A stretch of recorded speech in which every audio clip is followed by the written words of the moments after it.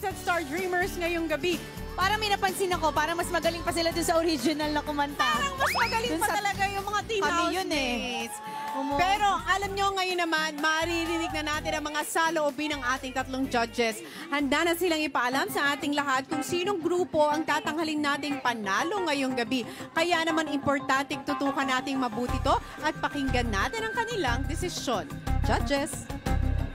Bago nila sabihin yung decision nila ngayon, gusto ko munang i-congratulate kayong lahat.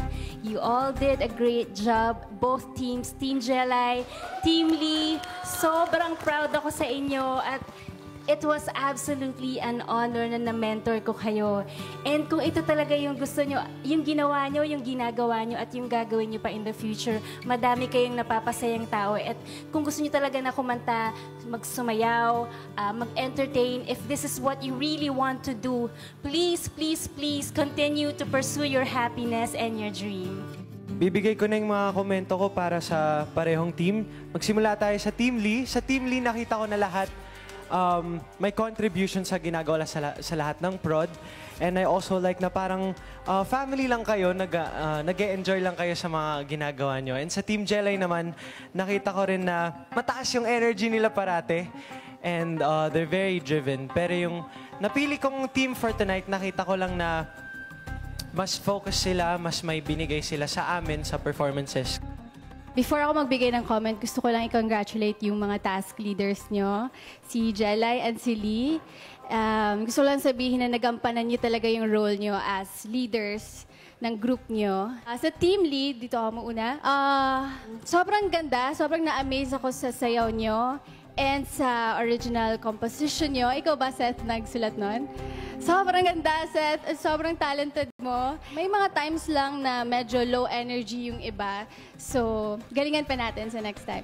And sa Team Jelay naman, Jelay, sobrang talented mo. Na-amaze mo ako dun sa pa-beatbox mo. And sobrang love ko yung prod nyo na Chinito. Doon sa part na kumanta kayo na hawak kamay with poetry, diba? May mga ibang members lang na medyo mahina yung boses and sana nilakasan nyo para mas gumanda pa yung prod. Pinili ko tong team na to dahil habang tinitingnan ko lahat ng members ng group na to, alam mo yung sobrang nakikita ko yung passion, yung love nila sa ginagawa nila. Congrats sa inyong dalawang grupo. Ang masasabi lang sa Team Jelay, ang Team Jelay kasi may boom eh. Team Jelay, boom. Dito naman, kay Team Lee, sa Team Lee, makikita mo yung puso, di ba?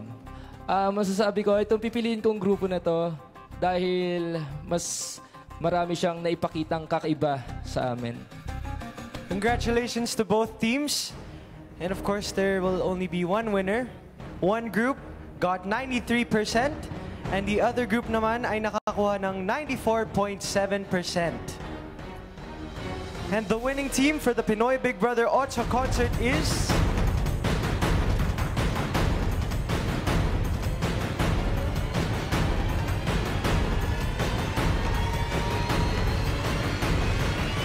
ang Team Jelay!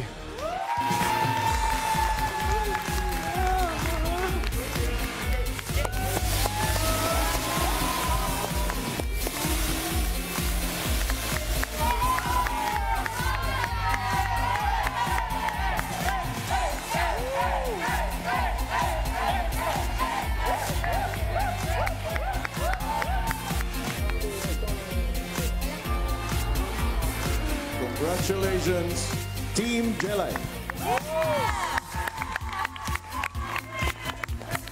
And there you have it, mga kapamilya. Si Team Jelay nga po ang pinili ng ating mga judges.